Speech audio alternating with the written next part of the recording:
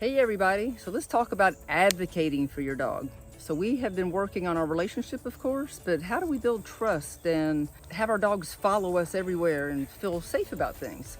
Well, we talk about our games, and our games are functional skills. And so the parking spot game is the game of advocacy. This way you feel more like the parent, and we have our pup just wait behind us. That's why we call it the parking spot, all right? And Mick is quite nervous. So we should give you, he's a little Puerto Rican. He was raised in a shelter until he was about 7 months old. So he missed out on a lot of stuff that most puppies get. And so he can be quite nervous in public. And for him to feel safe, I need to control things for him, which means strangers should not come up and pet him. That would make him nervous. Here at his home, he feels more confident and secure. It's fine. But we have to advocate for him when he's afraid.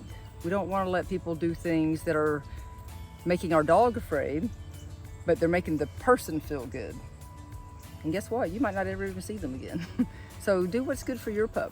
And so the parking spot game does help you advocate for them. So you kind of see the way he's holding himself. See how he looks really low? So this is him not being sure about what we're doing. And but I want you to notice that he's not terribly fearful here, but he's definitely not confident.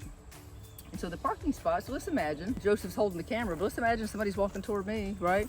I can stop, right? And they may say, hey, can I pet your dog? And we don't need to be mean about it. We need to educate people. He's really shy.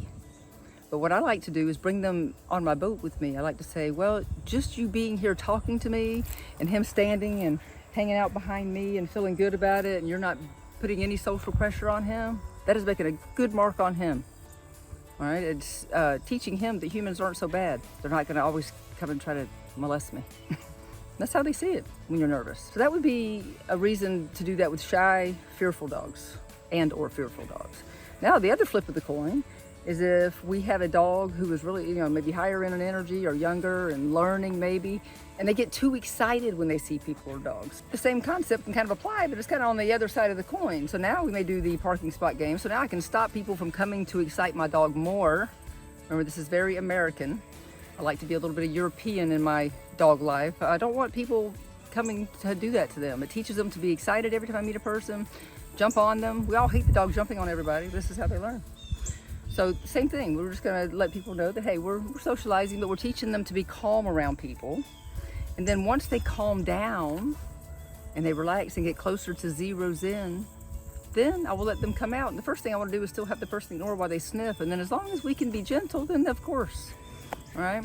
But both sides, so we can work on excitability with the parking spot game, but really the super, super important one is working on those fearful dogs so that we can really work on trust, and they have to see that you're being the pet parent and you advocate for them.